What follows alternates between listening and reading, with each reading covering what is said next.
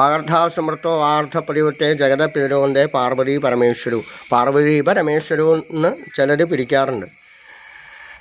അപ്പോൾ എന്താണ്, വാഗ്ദേവിയുടെ അനുഗ്രഹം കൊണ്ട് 16 വർഷം സർവീസായി. പന്തക്കിലിരുന്നപ്പോഴും അന്ന് ഫേസ്ബുക്കൊക്കെ ഉണ്ട്, കുരികാടിരുന്നപ്പോഴും ഒക്കെ 5 മിനിറ്റ് നാമം ജപിക്കുക, 5 മിനിറ്റ് എന്തെങ്കിലും യൂട്യൂബിലൂടെ പറഞ്ഞു കഴിഞ്ഞാൽ ആൾക്കാർ വരുള്ളൂ.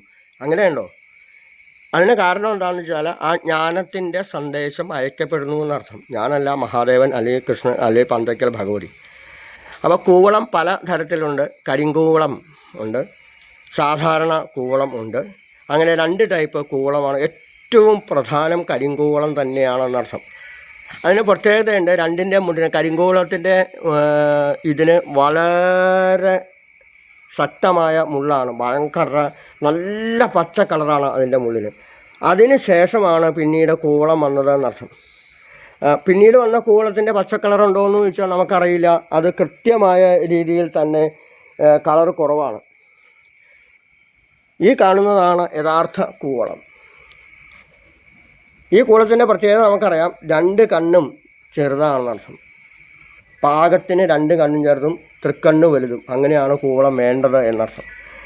കൂട്ടുകാരനായ തൊട്ടടുത്ത് ഇറങ്ങുന്ന സുധീയുടെ അടുത്ത് പല ആവശ്യങ്ങൾക്കും ചോദിക്കേണ്ടതാ, ഒരു 5-6 പറിച്ചോട്ടെ, അത് ചോദിക്കരുത് കേട്ടോ. അപ്പുറം നിൽക്കുന്നതായ സാധാരണ കൂവളം പറിച്ചോ. അത്രയേറെ പ്രധാനമാണ് ഈ കൂവളത്തിന് എന്നർത്ഥം. ഈ കരിങ്കൂവളം എന്ന് പറയുന്നതിന് ശരിക്കും പച്ചക്കൂവളം എന്നല്ലാണ് പറയേണ്ടത്. പക്ഷേ കരിങ്കൂവളം എന്ന് പറഞ്ഞു കഴിഞ്ഞാൽ ആൾക്കാർ ശരിക്കും എന്തോ ഒരു ഇതാണെന്ന് വിചാരിക്കും. സാത്വികഭാവം തന്നെയാണെന്നർത്ഥം. അപ്പോൾ സാത്വികഭാവം ഉണരണമെങ്കിൽ ഏകബില്ലും ശിവാർപ്പണം. മഹാദേവൻ എന്താ വേണ്ടത്? ഒരുപാട് വിളക്ക് കത്തിച്ചു, ഒരുപാട് നെയ്യ് വിളക്ക് കത്തിച്ചു. മഹാദേവൻ അപ്പം തന്നെ അടിയിട്ടു, അപ്പം തന്നെ അടി കൊടുക്കും, ദേഷ്യപ്പെടും. മഹാദേവന് വേണ്ടത് ഒരു പിൻവിളക്കും ഒരു 5 തിരിയിട്ട് മുന്നിൽ തിരിയും. പാർവതിക്ക് സങ്കല്പിച്ചുകൊണ്ട് നമ്മുടെ വലതുവശത്തായിക്കൊണ്ട് തേവരുടെ എതിർവശമുണ്ട് 5 തിരിയിട്ട് ഒരു വിളക്ക്, അത്രയും മഹാദേവന് ആവശ്യമുള്ളൂ. പിന്നെ നമ്മൾ ആൾക്കാരെ ആകർഷിക്കാൻ വേണ്ടിയിട്ട്, ആൾക്കാരെ കയ്യിലെടുക്കാൻ വേണ്ടിയിട്ട് ചെയ്യാണ്. അറിയാം, മഹാദേവനെ സംബന്ധിച്ചോളം സംശയമൊന്നുമില്ല, വിളക്കുകളോ അലങ്കാരങ്ങളോ അല്ല പ്രധാനം.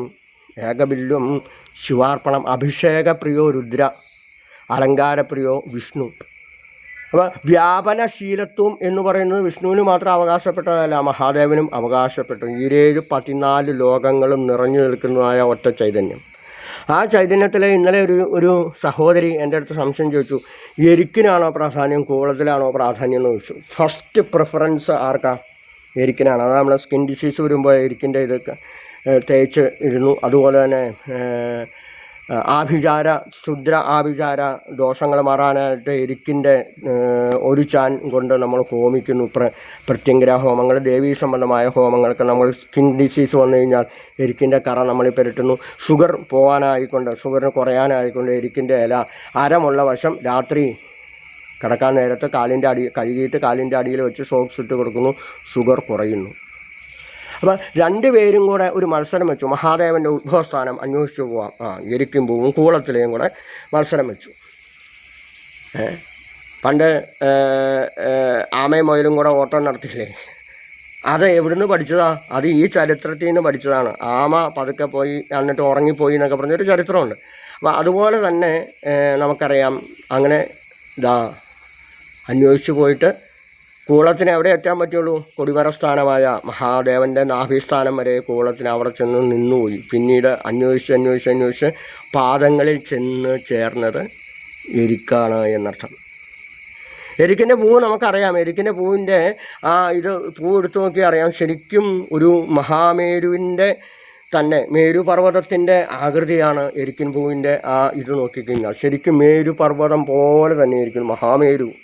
നമുക്കറിയാം, ഫാൽഗുണങ്ങര ക്ഷേത്രം, തിരുവനന്തപുരം ഫാൽഗുണങ്ങര ക്ഷേത്രം, അതുപോലെ തന്നെ മൂകാംബിക ക്ഷേത്രം മുതലായ ക്ഷേത്രങ്ങൾ സ്വയംഭൂബിംബത്തിനോട് ചേർന്ന് തന്നെ മഹാമേരുവിന് പൂജ കഴിക്കുന്നുണ്ട്. അത് ചെമ്പിൻ്റെയോ അല്ലെങ്കിൽ സ്വർണത്തിൻ്റെയോ, അധികവും ഓടിൻ്റെയോ അല്ലെങ്കിൽ പഞ്ചലോഹത്തിൻ്റെയോ ആണ് മേരു എന്നുള്ളത്. സകലവിധ വീടുകളിലും ഉണ്ട്. അതിൻ്റെ പ്രത്യേകത എന്താണ്? ശ്രീചക്രം മഹാമേരുവിനെ എങ്ങനെയാണോ ഒരു 4 ഡൈമെൻഷനിലാക്കി ഉണ്ടാക്കിയെടുത്താൽ അതാണ് ശ്രീചക്രം. ശ്രീചക്രത്തിനടുക്കും ശ്രുതജന ഹൃദയത്തെങ്കിലും ദുഷ്ടദൈത്യ ശ്രീചക്രത്തെ തടുക്കാൻ അടരിൽ മുരുടൻ തന്നിലും. അങ്ങനെ ആടിയതായ ഭദ്രകാളി ദേവി, ഭദ്രം കലയതി ഇത് ഭദ്രകാളി, ആ ഭദ്രകാളി തന്നെയാണ് പാർവതി ദേവി. പാർവതി ദേവിയുടെ അംശങ്ങളെല്ലാം എല്ലാം സരസ്വതി ദേവി എല്ലാം സംശയമില്ല കേട്ടോ.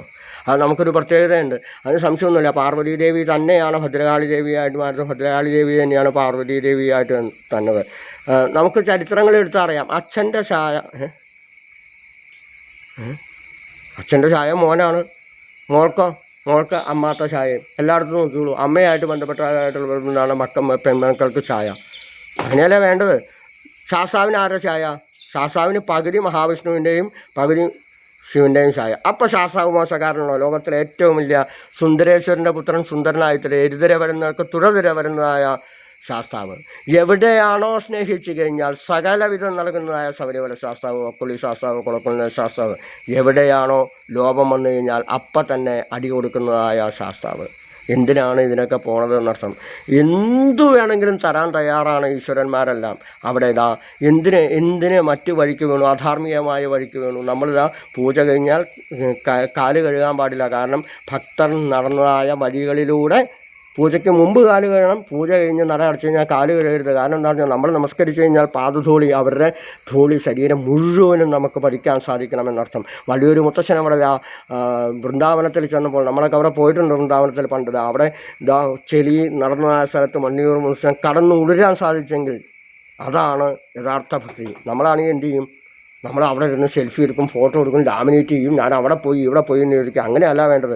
എവിടെയാണോ പുണ്യസ്ഥലമുണ്ടെങ്കിൽ, എവിടെയാണോ കടന്ന് ഉരുളാൻ സാധിക്കുന്നെങ്കിൽ, ഇവിടെ മഹാദേവൻ്റെ അനുഗ്രഹത്താൽ 10% മാത്രമേ കല്ല് വരിച്ചതിൻ്റെ പൈസ കിട്ടുള്ളൂ, ബാക്കി കിട്ടാനുള്ളൂ. ഇവിടെ ധാരാളം സൗകര്യമുണ്ടല്ലോ. നമസ്കരിക്കാലോ, 12, 24, 36 പ്രദക്ഷിണം വയ്ക്കാനുള്ള സൗകര്യം നമ്മളല്ലാട്ടോ, ഭഗവാൻ തന്നെ ഒരാളെ കൊണ്ടുവന്ന് അത് ചെയ്യിച്ചതിൻ്റെ സാമ്പത്തികം ഇനിയും പിരിച്ചു കിട്ടാനുണ്ട്. എന്നിരുന്നാൽ പോലും ഇറക്കണതല്ല, മഹാദേവനെ ഇറക്കാറല്ലേ ഇത് പത്രം കൊണ്ട്. അങ്ങനെയുള്ള സാമ്പത്തികം തിരിച്ചു കിട്ടിയാൽ മാത്രമേ നമുക്ക് വീണ്ടും പുനരുദ്ധാരണ പ്രവർത്തനം നടത്താൻ സാധിക്കുള്ളൂ. അപ്പോൾ അങ്ങനെ മുന്നോട്ട് പോകുമ്പോൾ ഒരു നാണയം മഹാദേവൻ്റെ ഭണ്ഡാരത്തിലിടൂ, അല്ലെങ്കിൽ ദൈവത്തിൻ്റെ ഈശ്വരൻ്റെ ഭണ്ഡാരത്തിലിടൂ. 10,000 ഐശ്വര്യമായിട്ട് തിരിച്ചു കിട്ടുമെന്നുള്ള സ്വന്തം അനുഭവത്തെ പങ്കുവയ്ക്കുമ്പോൾ ചൂതം ച നവമാലിക, അശോകം മുതലായ മുല്ല അങ്ങനെയുള്ളതായ ശൂതം ച നവമാലിക, അവിടെ മാല കോർക്കേണ്ടതായ ധാരാളം പൂക്കളുണ്ട്. അശോക ചെറ്റിയുടെ പ്രത്യേകത, അശോകം എന്നുള്ള വാക്കിൻ്റെ അർത്ഥം സന്തോഷം, ശോകമില്ലാത്തത് എന്നർത്ഥമാണ്. എങ്ങനെയാണോ പൂക്കാത്തതായ ഒരു അശോകത്തിലേക്ക് കന്യകയായ ഒരു കുട്ടിയെ കുളിച്ച് അലങ്കരിച്ച് പട്ടുവൊക്കെ ഉടുപ്പിച്ച് അതിൻ്റെ വലത്തെ കാലം കൊണ്ട് ചവിട്ടിച്ച് കഴിഞ്ഞാൽ പൂക്കാത്ത അശോകം പൂക്കും. അത്രയേറെ കന്യക, അത്രയേറ്റം ദേവീ ചൈതന്യം നിലനിൽക്കുന്ന ഒരു വൃക്ഷമാണ് അശോകം. നമുക്കിവിടെയും അശോകമുണ്ട്.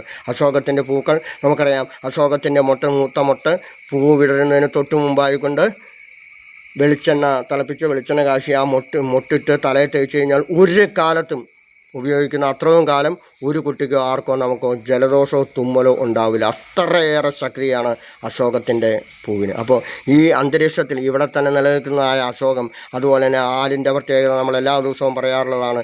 7 പ്രദർശനം വെച്ച് ലോകത്തിലെ ഏറ്റവും കൂടുതൽ ഓക്സിജൻ പുറപ്പെടുന്നതായ ആല്. ഇനിയോ ഏത് തന്നെയായാലും, ഏത് പൂവുകളെടുത്തായാലും ഒക്കെ നമുക്കറിയാം എല്ലാത്തിനകത്തും ഔഷധ വീര്യം ഉള്ളതാണ് എന്നർത്ഥം.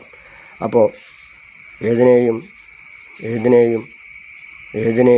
എന്തിലും ഈശ്വര ചൈതന്യം കാണാനും, എന്തിനേയും സ്നേഹിക്കാനും, എന്തിൻ്റെ ഗുണങ്ങളും കണ്ടെത്താനും, ദോഷങ്ങൾ തള്ളിക്കളയാനും സാധിക്കുമ്പോൾ മാത്രം ഈ ആവാസവ്യവസ്ഥകൾ നിലനിർത്തപ്പെടട്ടെ. ഓരോ ചെടിയും നമുക്ക് കറുകയ്ക്ക്, മുക്കൂറ്റിക്ക്, ഓരോന്നിനും ആയുർവേദ പ്രകാരം, ശാസ്ത്രപ്രകാരം എല്ലാത്തിലും ഗുണങ്ങളുണ്ട്. ആ ഗുണങ്ങളെ മുതലെടുക്കാതെ പോകുന്നതാണ് നമ്മുടെയൊക്കെ കുഴപ്പം.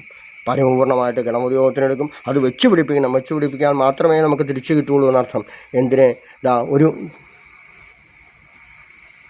വാഴ നട്ടു കുലച്ച് കാണുമ്പോൾ 12 കുട്ടികൾ ഉണ്ടാകുന്നതിലേക്കും സന്തോഷമാണ് നമുക്കല്ലേ. ഒരു വാഴ കുലച്ച് കാണുമ്പോൾ അത് ഒടിഞ്ഞു നാടോ പഴുക്കോ അതൊക്കെ കാലാവസ്ഥ അനുസരിച്ചിട്ടും. പക്ഷേ ഒരു ചെടി നട്ട് പൂക്കുമ്പോൾ 12 കുട്ടികൾ ഉണ്ടാകുന്ന സന്തോഷമാണ് ഓരോരുത്തർക്കും. ഈ കേൾക്കുന്ന ആര് വേണമെങ്കിലും പരീക്ഷിച്ച് നോക്കിയോ.